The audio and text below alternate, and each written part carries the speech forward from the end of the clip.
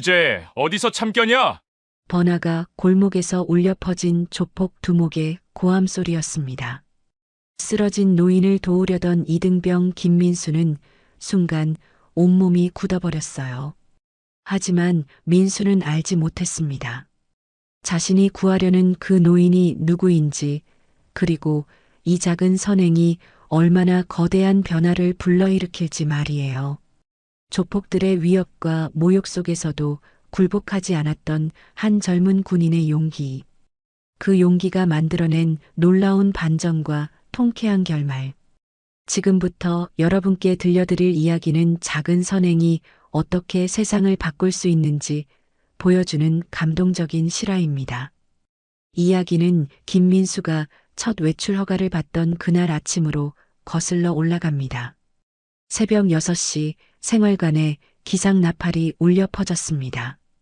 이등병 김민수는 평소보다 빠르게 눈을 떴어요. 오늘은 정말 특별한 날이었거든요. 일어나, 모두 일어나. 분대장의 큰 소리에 병사들이 하나씩 침대에서 일어났지만 민수는 이미 세면장으로 향하고 있었습니다. 입대한 지 벌써 3개월이 지났고 오늘은 처음으로 외출 허가를 받은 날이었거든요. 세면을 하면서도 가슴이 두근거렸습니다. 거울에 비친 자신의 얼굴을 보니 확실히 군 생활 전보다 단단해진 것 같았어요. 김민수 이등병, 외출 허가 나왔다. 아침 점호 때 교육대가 외출 허가 명단을 읽어주었습니다. 민수의 이름이 불려지자 같은 중대 동료들이 부러운 눈으로 쳐다봤어요. 와, 김민수 첫 외출이네. 부럽다, 진짜. 동료들의 시선을 받으며 민수는 어깨가 으쓱해졌습니다. 하지만 동시에 걱정도 됐어요. 고향집까지는 너무 멀어서 갈 수 없었거든요. 야, 민수야, 어디 갈 거야? 같은 중대 이병 하나가 궁금해했지만 민수는 별다른 계획이 없었습니다. 그냥 시내나 구경할까 합니다. 조심해서 다녀와. 선임들 눈에 띄면 곤란하거든. 특히 박창수 병장님 조심해. 요즘 기분이 영 안 좋으시더라. 동료의 조언에 민수는 고개를 끄덕였습니다. 박창수 병장은 후임들을 유난히 까다롭게 대하는 선임이었거든요. 점심을 먹고 나서 민수는 군복을 다시 한번 점검했습니다. 거울 앞에서 모자를 똑바로 쓰고 계급장도 바르게 달았어요. 외출복은 따로 없어서 군복 그대로 나가야 했거든요. 진짜 3개월 만이네. 부대 정문을 나서자 햇살이 따사로웠습니다. 경계 근무를 설 때를 빼고는 부대 밖으로 나온 게 정말 오랜만이었어요. 민수야, 외출이야? 위병소 근무하는 선임이 반갑게 인사해 주었습니다. 네, 첫 외출입니다. 조심히 다녀와. 사고 치지 말고. 네, 알겠습니다. 부대에서 나와 버스 정류장까지 걸어가는 길도 새로웠습니다. 평소에는 부대 안에서만 지냈는데 이렇게 자유롭게 걸을 수 있다는 게 신기했어요. 버스를 기다리면서 민수는 주머니 속 지갑을 만져봤습니다. 용돈이 많지는 않았지만 하루 정도 보내기엔 충분했어요. 어머니께 안부 전화라도 드려야겠다. 버스가 도착했습니다. 평일 오후라서 사람들이 많지는 않았어요. 창가 자리에 앉아 창밖을 바라보는데 모든 풍경이 새롭게 보였습니다. 와, 세상이 이렇게 컸나? 30분 정도 버스를 타고 시내 번화가에 도착했습니다. 버스에서 내리자마자 북적거리는 사람들과 상점들이 눈에 들어왔어요. 우와, 정말 사람이 많네. 노점상들이 늘어선 거리에서는 군침이 도는 냄새가 났습니다. 떡볶이, 호떡, 붕어빵 냄새가 뒤섞여 있었어요. 민수는 천천히 거리를 걸으며 구경했습니다. 옷가게, 휴대폰 가게, 화장품 가게들을 지나면서 3개월 동안 보지 못했던 일상의 모습들을 다시 보는 게 신기했어요. 군인 아저씨, 호떡 드세요. 호떡 가게 아주머니가 친근하게 말을 걸어왔습니다. 아, 네. 하나 주세요. 아이고, 새 군인이네. 따끈따끈한 걸로 줄게요. 감사합니다. 뜨거운 호떡을 받아들고 한 입 베어 물었습니다. 달콤한 맛이 입안에 퍼지면서 정말 맛있었어요. 맛있어요. 정말 맛있어요. 그럼 우리가 이 동네에서 제일 맛있게 만드는데. 아주머니의 따뜻한 말에 민수는 기분이 좋아졌습니다. 부대에서는 맛볼 수 없는 인정 맛이었거든요. 호떡을 먹으며 계속 걸어가다 보니 작은 공원이 나왔습니다. 벤치에 앉아 잠시 쉬면서 사람들을 구경했어요. 연인들이 손을 잡고 걸어가고 아이들이 뛰어놀고 할아버지 할머니들이 평화롭게 앉아 계시는 모습들을 보니 마음이 편해졌습니다. 아, 어머니께 전화드려야지. 민수는 공중전화 부스를 찾아 어머니께 안부 전화를 드렸어요. 여보세요, 어머니? 어머, 민수야. 잘 지내니? 네, 잘 지내고 있어요. 오늘 첫 외출 나왔어요. 그래, 우리 아들 고생 많다. 맛있는 것 좀 사 먹어라. 네, 벌써 호떡도 사 먹었어요. 어머니와의 짧은 통화였지만 마음이 따뜻해졌습니다. 고향이 그리웠지만 집까지는 갈 수 없어서 아쉬웠어요. 전화를 마치고 다시 거리로 나와 걸어가던 중이었습니다. 골목 한쪽에서 이상한 소리가 들렸어요. 흐, 흐. 처음에는 길고양이 소리인 줄 알았는데 자세히 들어보니 사람의 신음소리였습니다. 이상한데? 호기심에 소리가 나는 쪽으로 발걸음을 옮겼습니다. 사람들이 많이 다니지 않는 좁은 골목이었어요. 골목 안쪽을 들여다보니 한 노인분이 쓰러져 있었습니다. 낡은 청록색 셔츠를 입고 흰머리의 노인분이었어요. 어르신, 괜찮으세요? 민수는 급히 다가갔습니다. 박노인의 얼굴은 창백했고 숨을 가쁘게 쉬고 있었어요. 아파. 가슴이. 박노인은 한 손으로 가슴을 움켜잡고 괴로워했습니다. 보기에도 상태가 심각해 보였어요. 민수는 주변을 둘러봤습니다. 큰 길에서는 사람들이 지나다니고 있었지만 이 골목까지는 아무도 들어오지 않았어요. 왜 아무도 안 도와주시는 거지?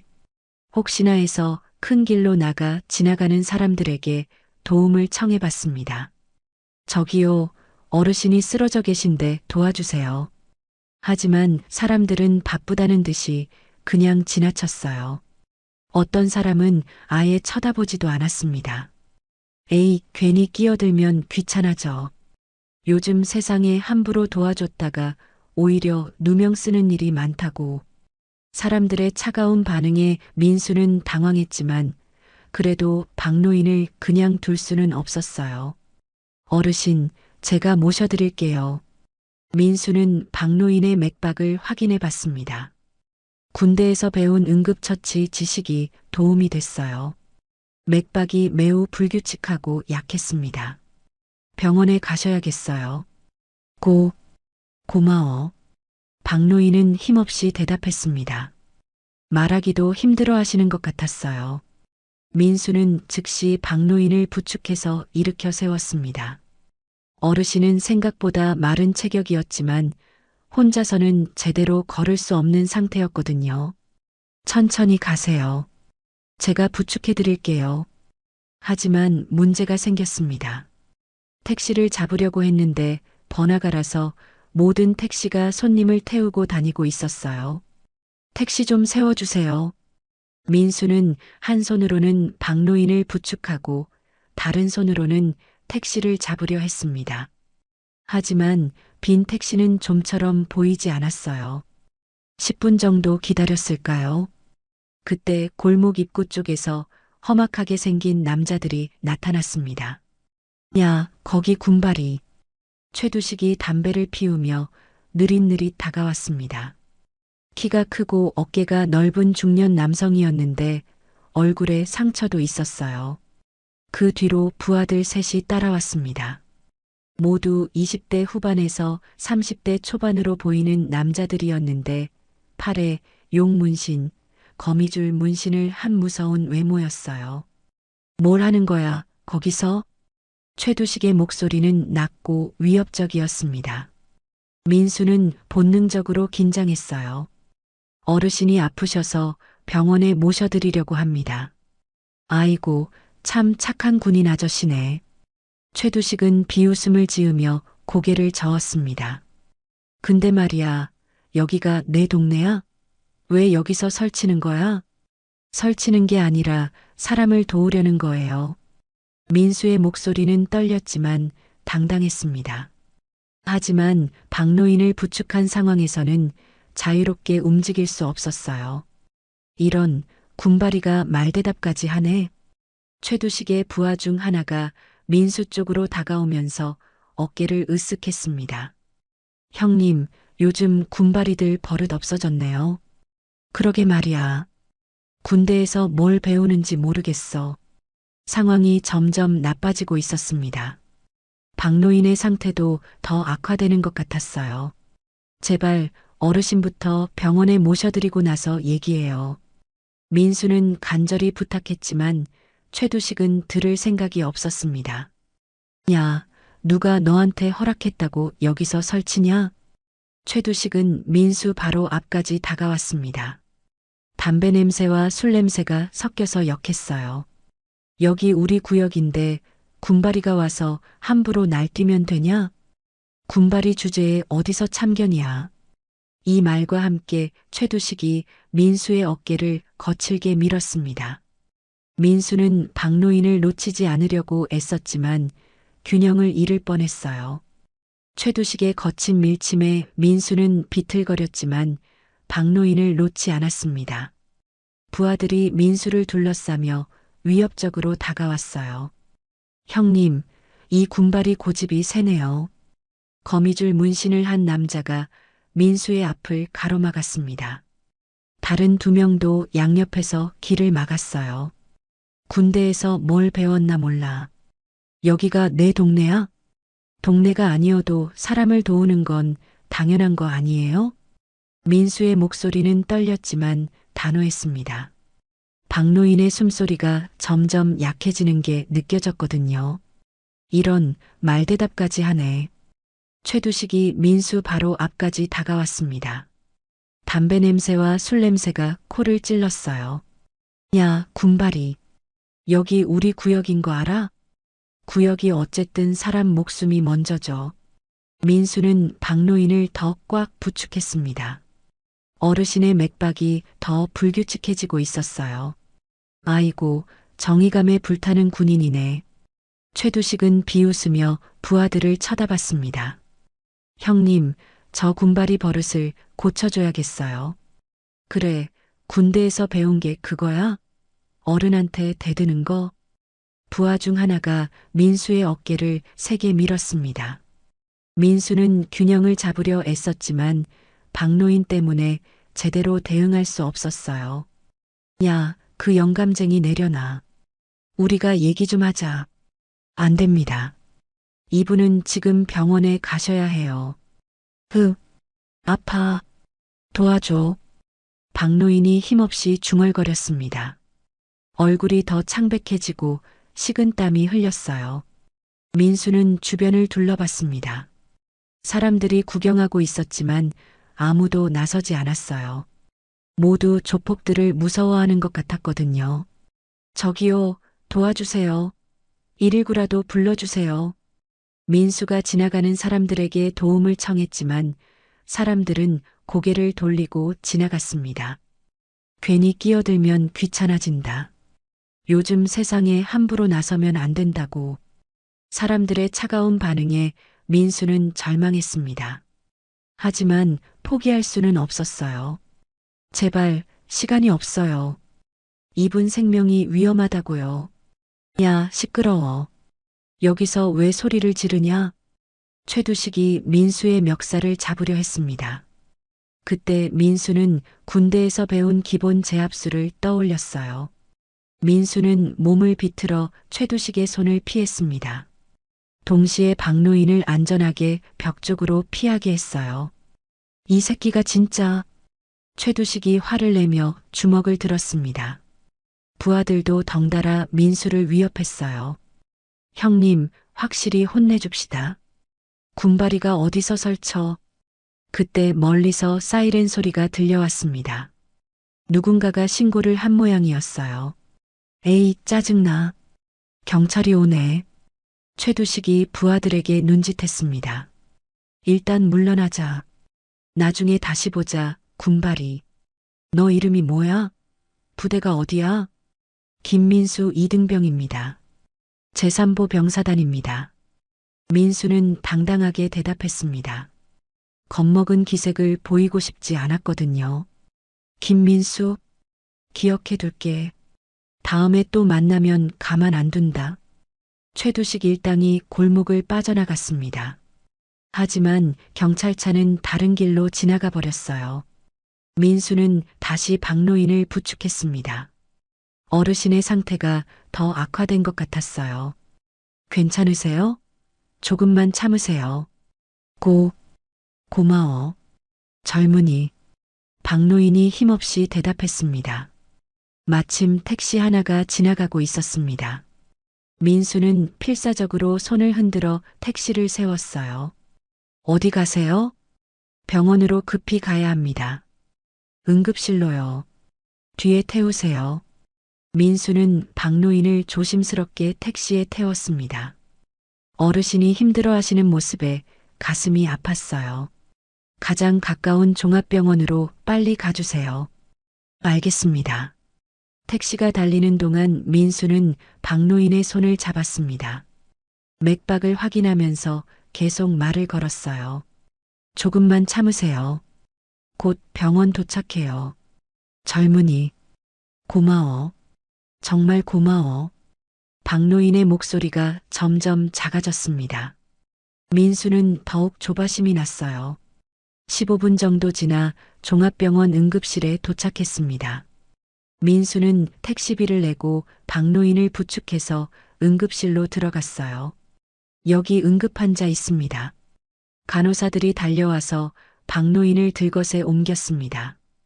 의사도 빨리 달려왔어요. 어떤 증상이었나요? 가슴을 움켜잡고 아파하셨어요. 맥박도 불규칙했고요. 민수가 설명하자 의사는 고개를 끄덕였습니다.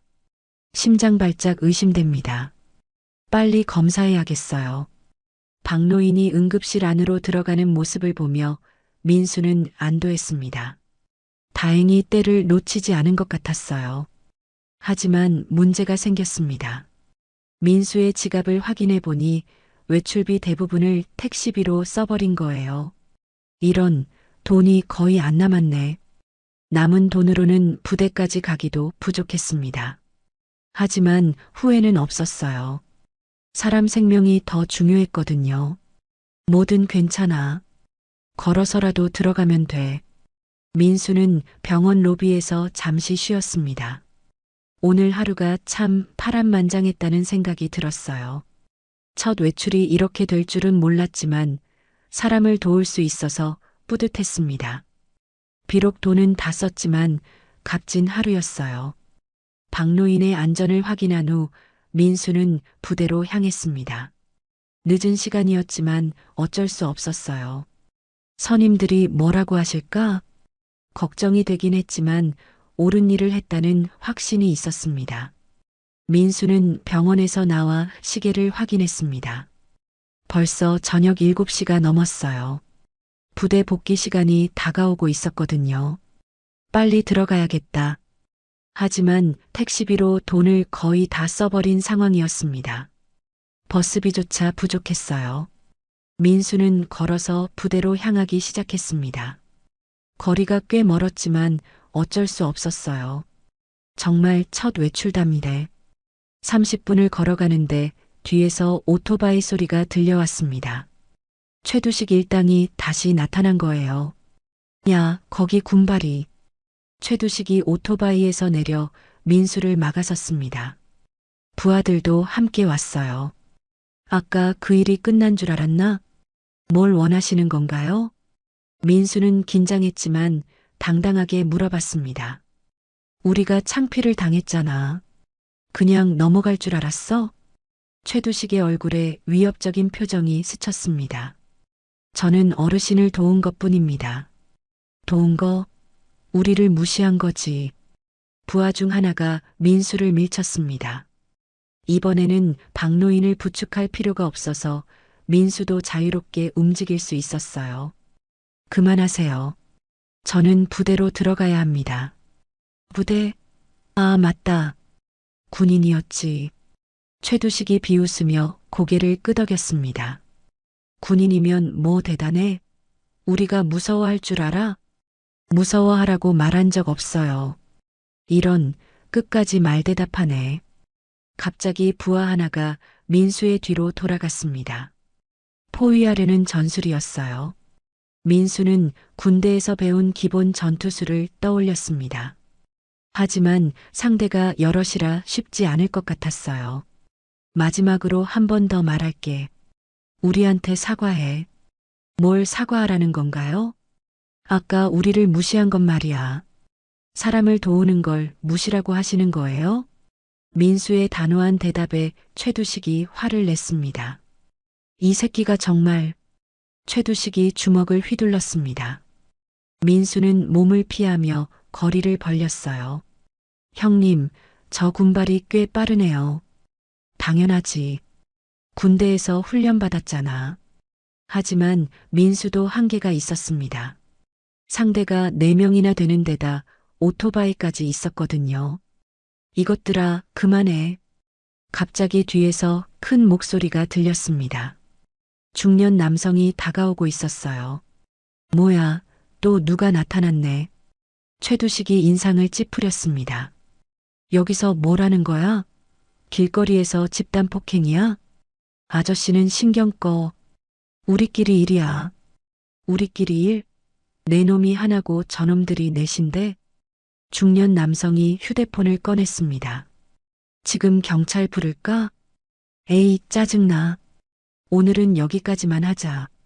최두식이 부하들에게 눈짓했습니다. 야, 김민수 이등병. 다음에 또 보자. 부대가 어디라고 했지? 제3보 병사단? 그쪽으로 한번 놀러 가야겠네. 최두식 일당이 오토바이를 타고 사라졌습니다. 하지만 그들의 위협은 계속 남아 있었어요. 괜찮나, 젊은이? 네, 감사합니다. 도와주셔서. 군인인가? 네, 이등병 김민수입니다. 고생 많다. 조심해서 부대 들어가. 중년 남성도 자리를 떠났습니다. 민수는 혼자 남겨졌어요. 정말 험한 하루네. 민수는 다시 걸음을 재촉했습니다. 부대까지는 아직도 1시간은 더 걸릴 것 같았어요. 걸어가면서 오늘 일을 되돌아봤습니다. 박노인을 도운 일, 조폭들과의 마찰, 그리고 방금 전 위협까지. 그래도 후회는 없어.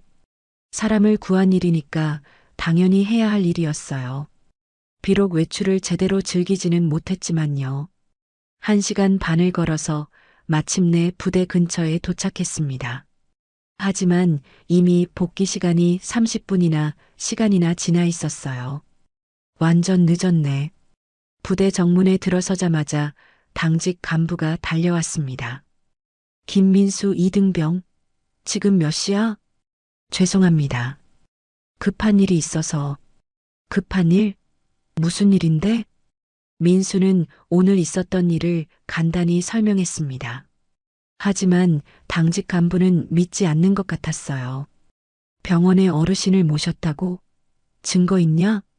병원 영수증은 있습니다. 민수가 주머니에서 영수증을 꺼내 보여줬습니다. 그렇다고 해도 늦은 건 늦은 거야. 이등병이 빠져가지고. 죄송합니다. 내일 아침에 중대장님께 보고하고 처리받아.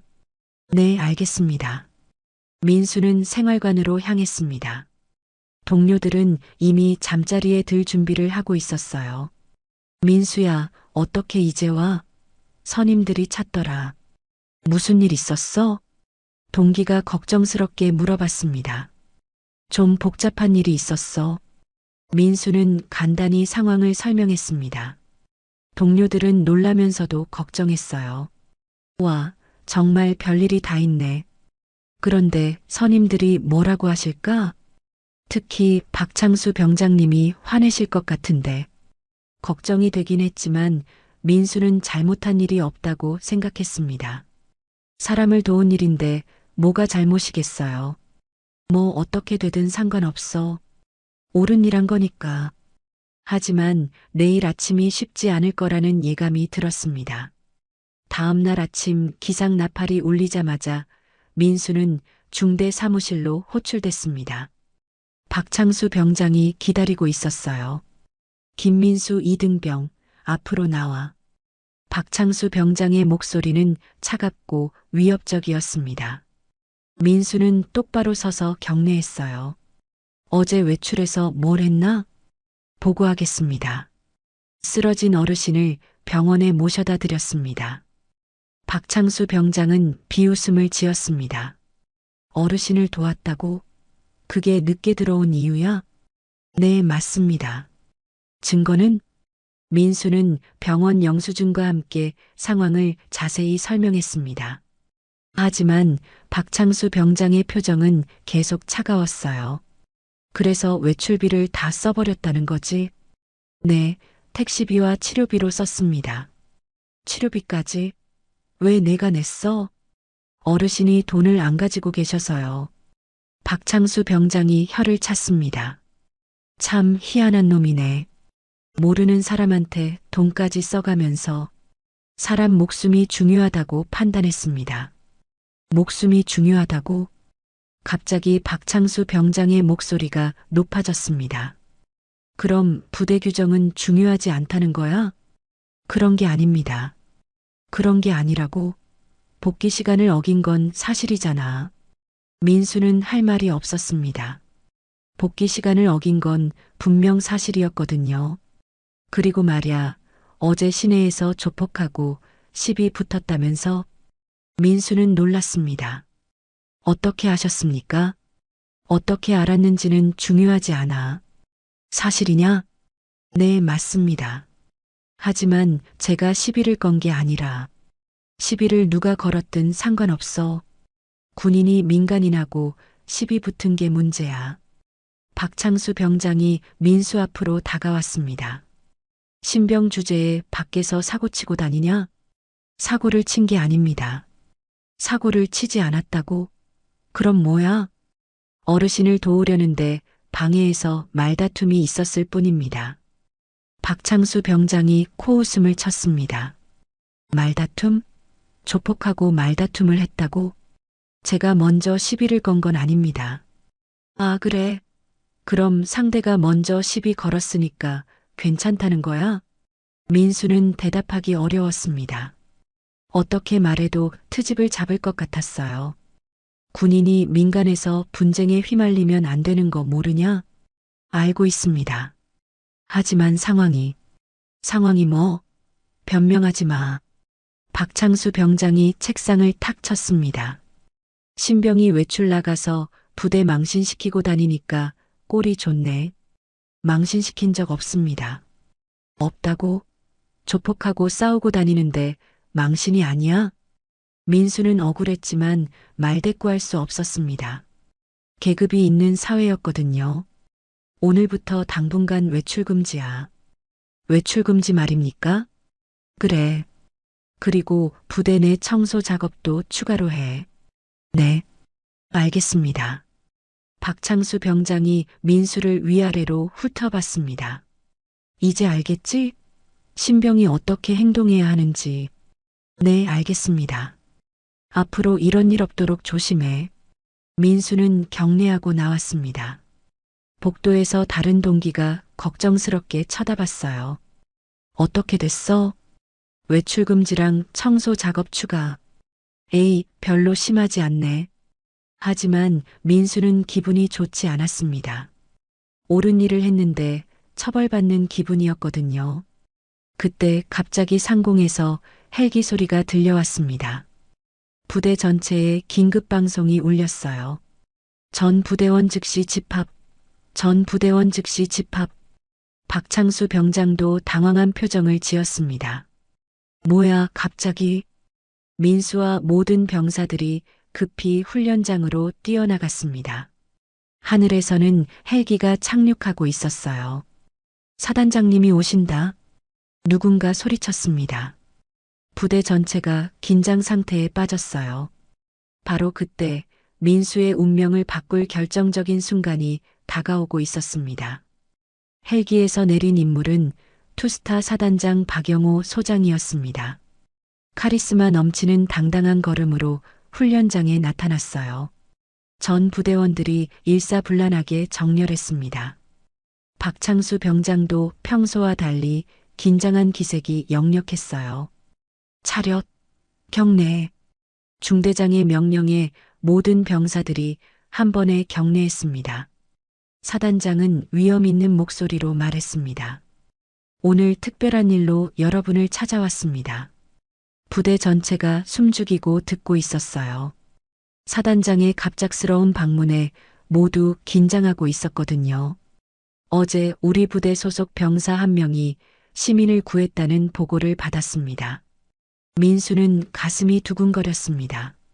설마 자신 얘기인가 싶었어요. 김민수 이등병, 앞으로 나와보도록. 민수는 어리둥절해하다 외쳤습니다. 이병 김민수. 민수가 앞으로 나서자 동료들이 놀란 표정으로 쳐다봤습니다. 박창수 병장의 얼굴은 창백해졌어요. 김민수 이등병, 어제 어떤 일이 있었는지 보고해봐. 보고하겠습니다. 외출 중 쓰러진 노인분을 발견해서 병원에 모셔다 드렸습니다. 사단장이 고개를 끄덕였습니다. 그 노인분이 누구인지 아나? 잘 모르겠습니다. 그분은 바로 제 아버님이다. 훈련장에 있던 모든 사람들이 충격을 받았습니다. 민수도 믿을 수 없다는 표정이었어요. 네, 사단장님 아버님 말입니까? 그렇다. 아버님께서 병원에서 깨어나신 후 젊은 군인이 도와줬다고 말씀하셨다. 사단장이 민수를 바라보며 계속 말했습니다. 군복을 입고 김민수라고 자신을 소개했다고 하시더군. 아, 그래서 민수는 이제야 상황을 이해했습니다. 어제 도운 박노인이 사단장의 아버지였던 거예요. 아버님께서 매우 감사해 하셨다. 그리고 나에게 꼭 감사 인사를 전해달라고 하셨지. 박창수 병장이 식은땀을 흘렸습니다. 아침에 민수를 혼냈던 게 생각났거든요. 김민수 이등병의 행동은 군인의 본분을 다한 모범적인 행동입니다. 사단장이 부대 전체를 둘러봤습니다. 이런 병사가 있다는 것이 우리 부대의 자랑입니다. 박창수 병장은 점점 얼굴이 파랗게 됐습니다. 민수를 처벌했던 자신의 행동이 부끄러웠거든요. 그런데 한 가지 궁금한 점이 있습니다. 사단장이 중대장을 바라봤습니다. 김민수 이등병이 늦게 복귀한 것에 대해 어떤 조치를 취했습니까? 중대장이 당황해서 박창수 병장을 쳐다봤습니다. 박창수 병장은 냉땀을 흘리며 대답했어요. 외출금지 조치를 취했습니다. 외출금지? 시민을 구한 병사에게? 사단장의 목소리가 차갑게 변했습니다. 그것은 복귀 시간을 어겨서 복귀 시간을 어긴 이유가 사람을 구하기 위해서였는데도 박창수 병장은 대답할 말이 없었습니다. 사단장이 전체 부대원을 향해 말했습니다. 군인의 사명은 국민을 보호하는 것입니다. 김민수 이등병은 그 사명을 완벽하게 수행했습니다. 그런데 이런 훌륭한 행동을 한 병사를 처벌했다니 이해할 수 없습니다. 박창수 병장이 고개를 숙였습니다. 죄송합니다. 부대 내에서 이런 일이 일어나고 있다는 게 더 심각합니다. 사단장이 박창수 병장을 똑바로 쳐다봤습니다. 혹시 평소에도 이런 식으로 부하를 대했습니까? 박창수 병장은 더 이상 변명할 수 없었습니다. 앞으로 이런 일이 없도록 하십시오. 군인의 정당한 행동을 처벌하는 일은 절대 있어서는 안 됩니다. 네, 알겠습니다. 사단장이 다시 민수를 바라봤습니다.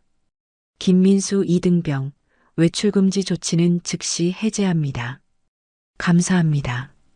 그리고 이번 행동에 대해 포상을 검토하겠습니다. 민수는 꿈만 같았습니다. 처벌받을 줄 알았는데 오히려 포상을 받게 될 줄이야. 모든 부대원들은 김민수 이등병을 본받으시기 바랍니다. 사단장이 마지막으로 당부했습니다. 군인은 언제나 국민을 위해 행동해야 합니다. 그것이 우리의 사명입니다. 사단장이 헬기로 돌아간 후 훈련장은 웅성거렸습니다.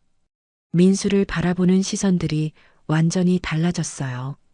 박창수 병장은 민수에게 다가와서 조용히 말했습니다. 미안했다, 민수야. 괜찮습니다. 내가 너무 성급했던 것 같다. 용서해 줄 수 있겠냐? 민수는 고개를 끄덕였습니다. 원망할 마음은 없었거든요. 이날을 계기로 부대 분위기가 완전히 바뀌었습니다. 민수의 행동이 모든 병사들에게 귀감이 됐어요. 하지만 더 큰 변화는 아직 시작되지도 않았습니다. 사단장이 떠난 후 부대는 여전히 술렁거렸습니다. 민수의 이야기가 모든 병사들 사이에 퍼지고 있었어요. 와, 민수가 사단장 아버님을 구했다니. 정말 대단하다. 동료들의 시선이 달라진 것을 민수도 느낄 수 있었습니다. 하지만 뭔가 석연치 않은 부분이 있었어요. 그날 저녁 민수는 혼자 생각에 잠겼습니다. 박노인이 사단장의 아버지라니 정말 우연의 일치였을까요? 이상한데 그 어르신이 그렇게 검소하게 입고 계셨는데 보통 높은 사람의 가족이라면 좀 더 좋은 옷을 입지 않을까 하는 생각이 들었어요. 하지만 곧 그런 생각을 털어냈습니다. 뭐 어때? 어르신을 도운 건 변하지 않아. 며칠 후 부대에 또 다른 소식이 들려왔습니다. 시내에서 조폭 소탕 작전이 벌어졌다는 거예요. 김민수한테 시비 걸었던 그 조폭들 다 잡혔대. 정말? 응, 사단장님이 직접 지시했다나 봐. 민수는 놀랐습니다. 사단장이 그런 일까지 신경 쓸 줄은 몰랐거든요. 며칠 후 부대에 방문자가 왔습니다. 바로 박노인이었어요. 어르신, 민수는 반갑게 인사했습니다. 박노인은 많이 좋아진 모습이었어요. 민수야, 정말 고마웠다. 괜찮으세요? 몸 상태는 어떠세요? 덕분에 완전히 회복했어. 의사가 조금만 늦었어도 위험했을 거라고 하더구나. 박노인의 눈에 눈물이 맺혔습니다. 내가 아니었다면 나는 길바닥에서 죽었을 거야. 그런 말씀 마세요. 당연한 일 했을 뿐이에요. 박노인이 민수의 손을 꼭 잡았습니다. 당연한 일이라니. 그 많은 사람들이 지나가면서도 아무도 도와주지 않았는데 내가 도와줬잖니. 어르신.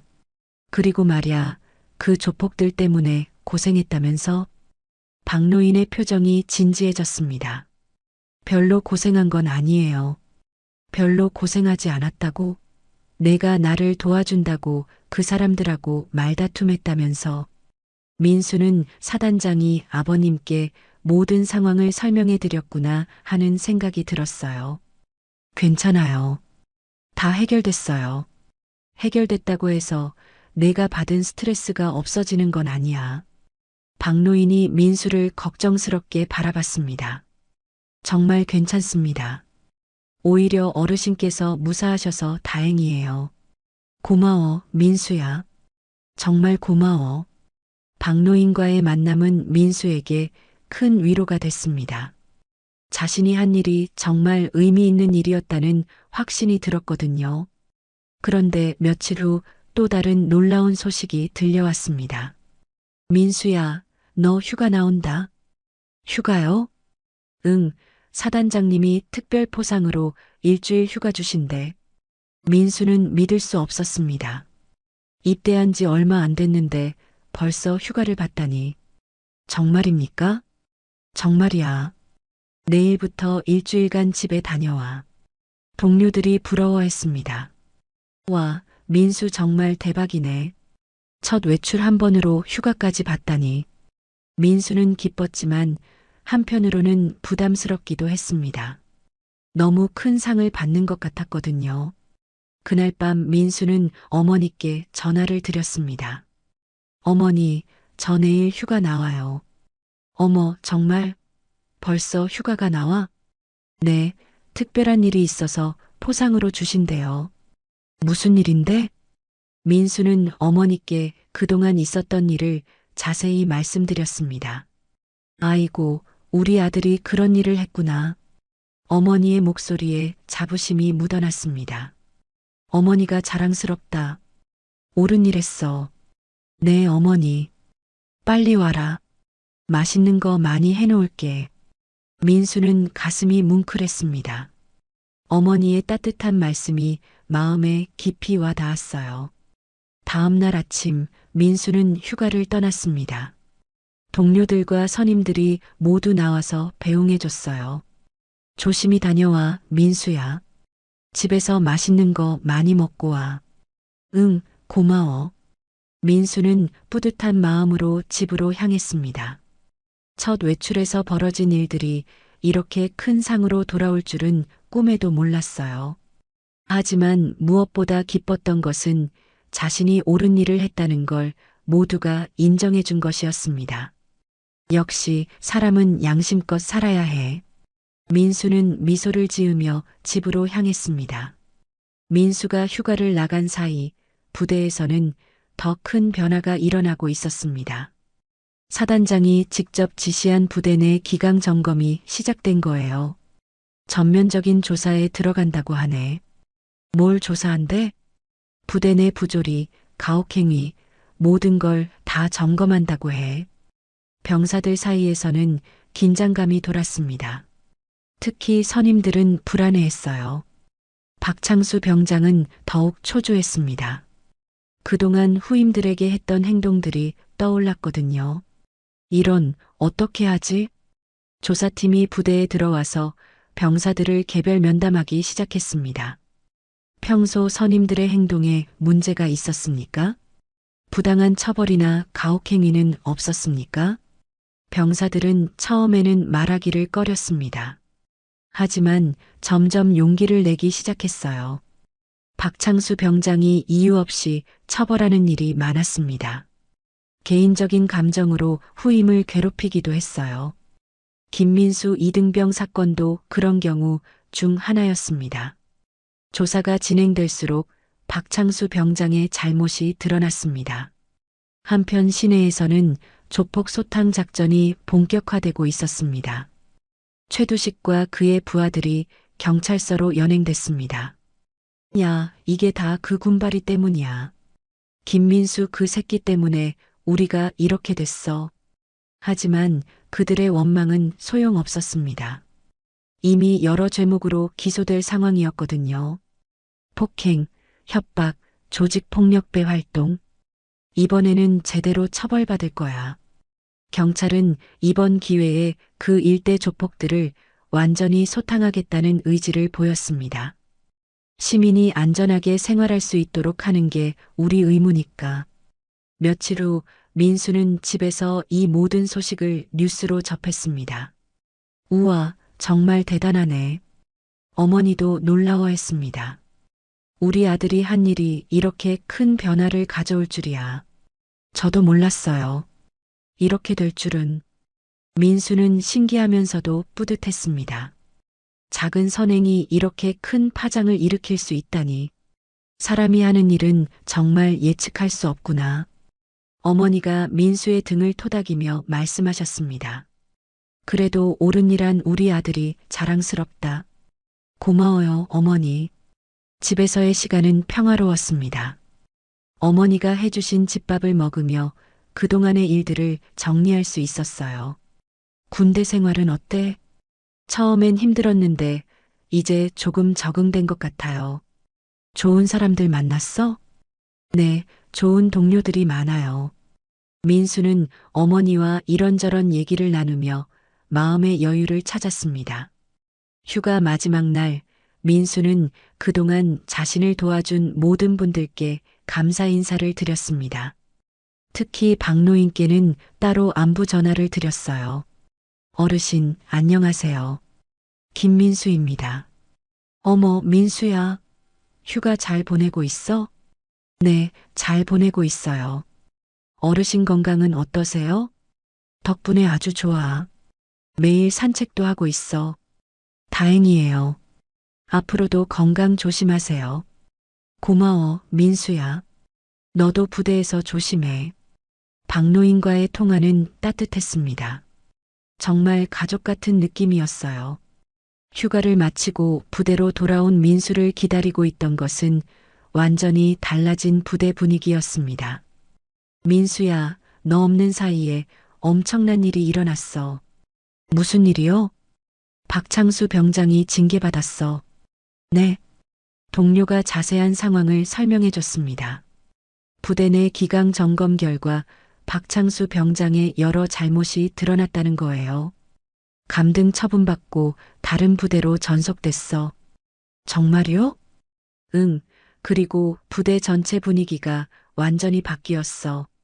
실제로 부대는 이전과는 완전히 달랐습니다. 선임과 후임 사이의 관계가 훨씬 수평적으로 변했어요. 이제 부조리한 일은 없을 것 같아. 정말 다행이다. 민수는 뿌듯했습니다. 자신의 작은 행동이 이런 큰 변화를 만들어냈다니. 역시 옳은 일을 하길 잘했어.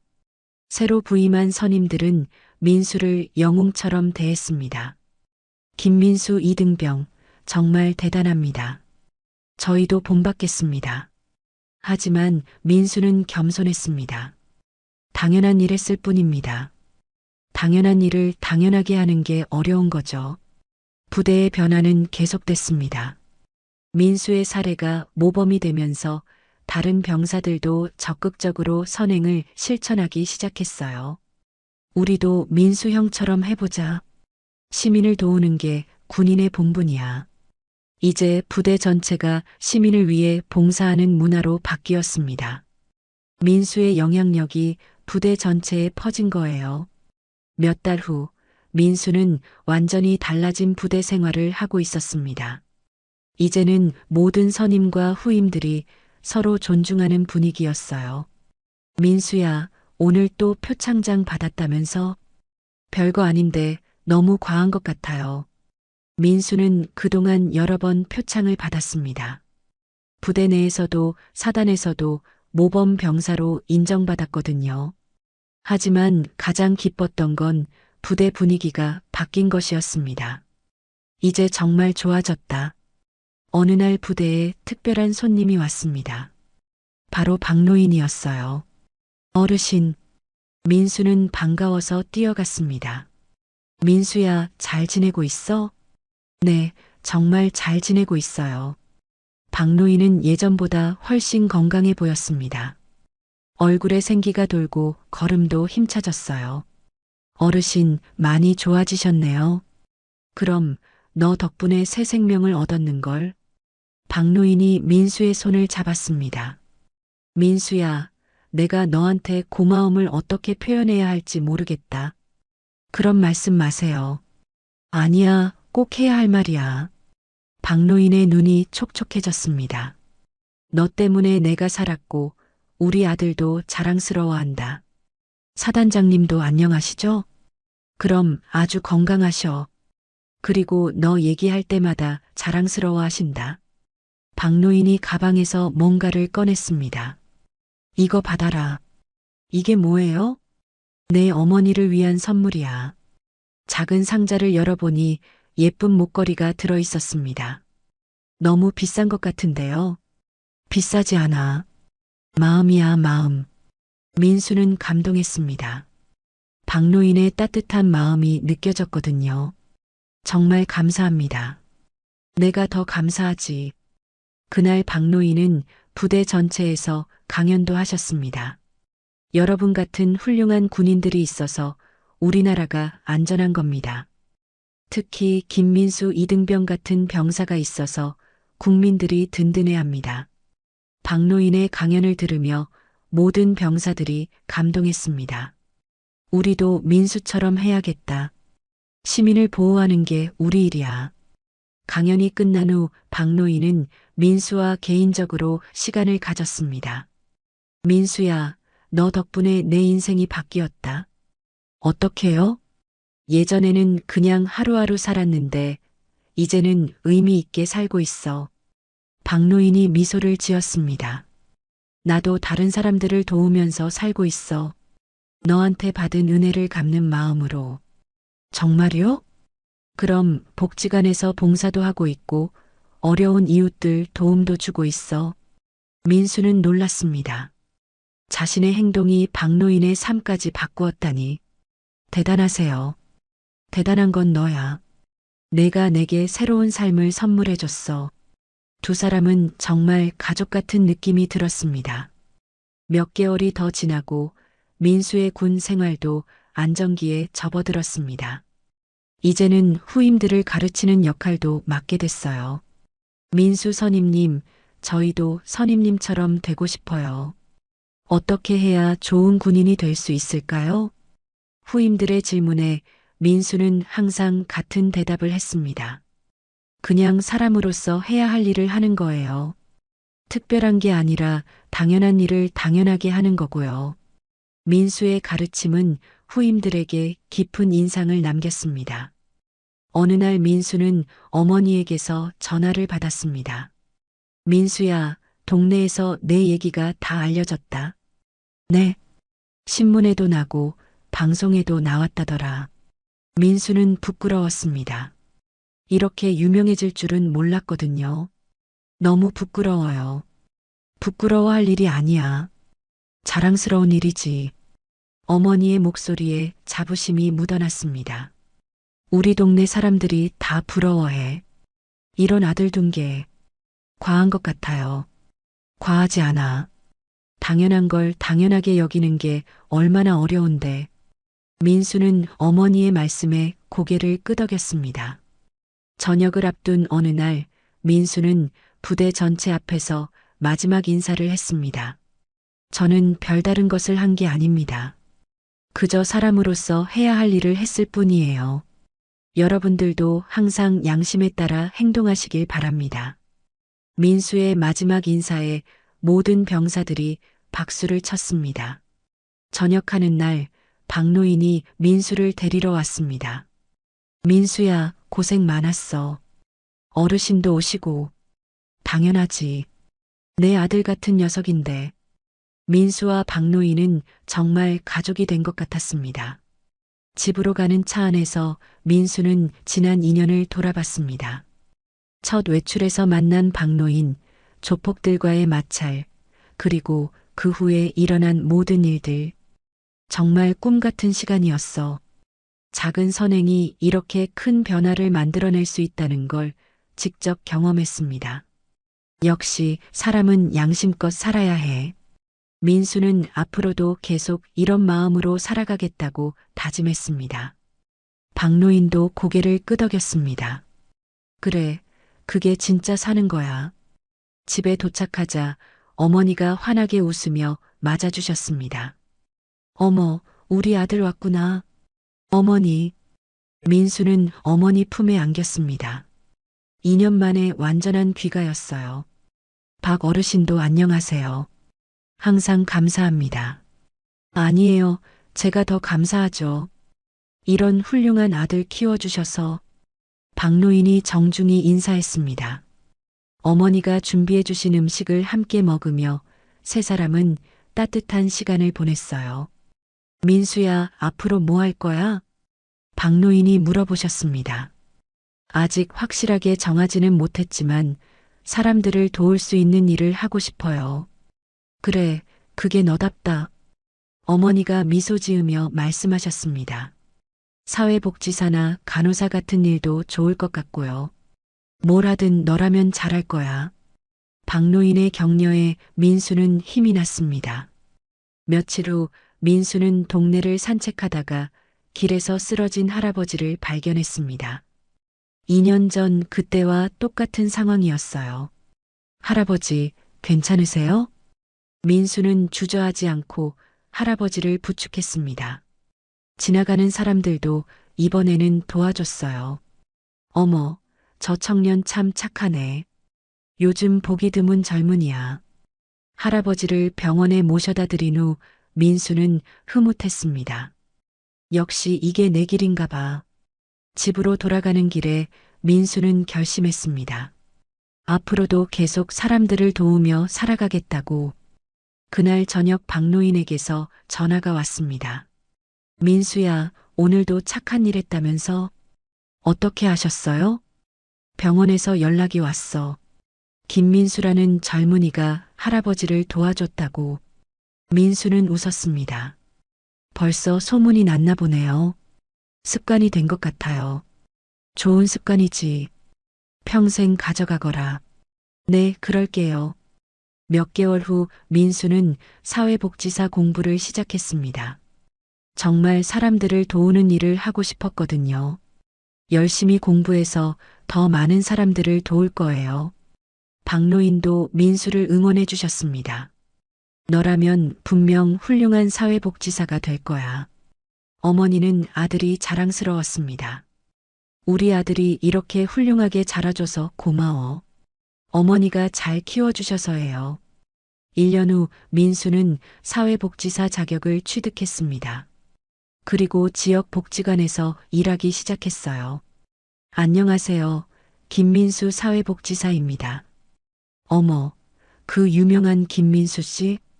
유명하다니요. 민수의 이야기는 이미 지역에 많이 알려져 있었습니다. 군 복무 시절의 일화가 널리 퍼진 거예요. 젊은 나이에 정말 훌륭해요. 복지관에서 민수는 열심히 일했습니다. 어려운 이웃들을 도우며 보람을 느꼈어요. 역시 내 길이 맞는 것 같아.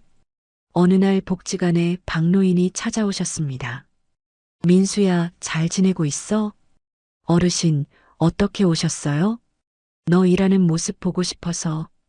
박노인은 민수가 어르신들을 돌보는 모습을 흐뭇하게 지켜보셨습니다. 정말 잘 어울린다.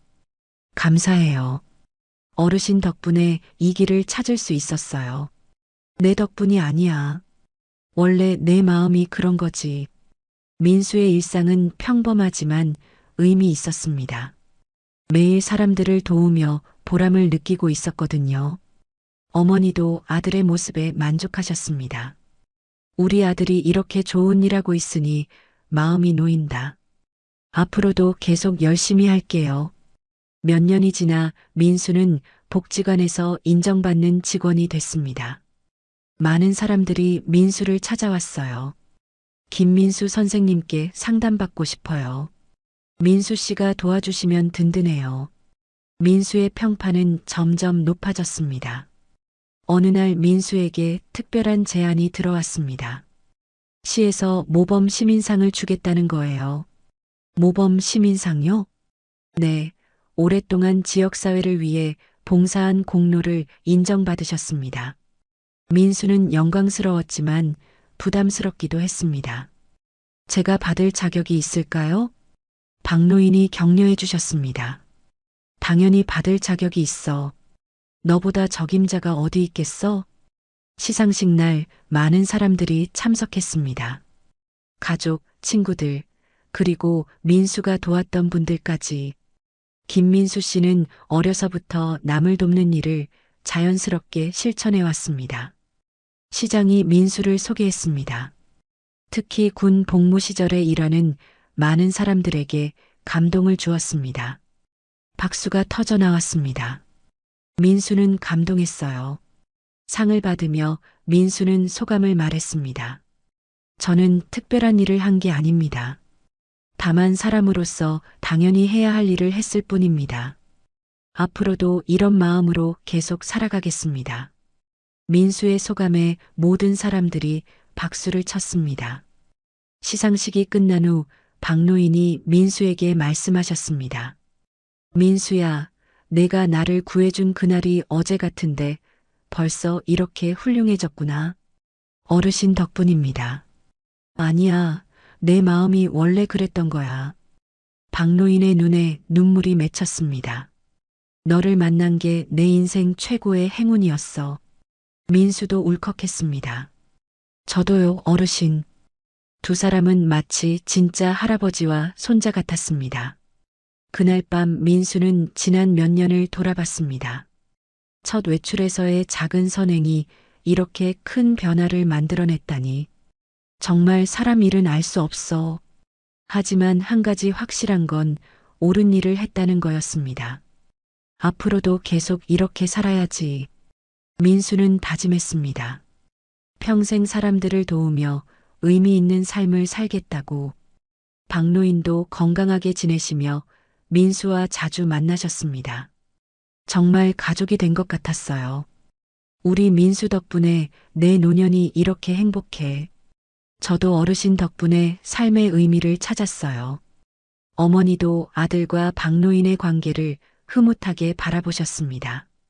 정말 아름다운 인연이야. 민수의 이야기는 계속 이어졌습니다. 작은 선행에서 시작된 아름다운 변화의 이야기가, 그리고 그 이야기는 많은 사람들에게 감동과 교훈을 주며 오래오래 전해질 것입니다. 사람의 마음을 움직이는 것은 거창한 일이 아니라 작은 친절과 배려라는 것을, 그리고 그런 마음이 세상을 조금씩 더 따뜻하게 만들어 간다는 것을.